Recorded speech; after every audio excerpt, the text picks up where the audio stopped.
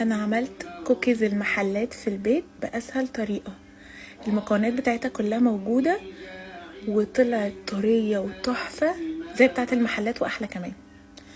في بولة عندي نزلت بمعلقتين زبدة كبار وكوباية سكر كبيرة ومعلقتين عسل اسود، والخطوة دي مهمة جدا. قلبت كل الكلام ده في بعضه، بعد كده نزلت ببيضة وبدأت اقلب كويس.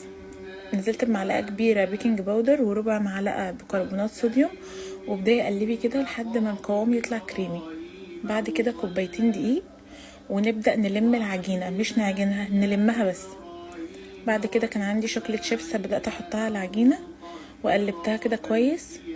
عندي بقى شوكولاته قطع في التلاجة، بدات افرد القطعه بتاعتي واحط حته الشوكليت في النص واكور العجينه واعمل فيها الحركه بتاعه الكوكيز بتاعه المحلات دي، بتديها شكل تحفه.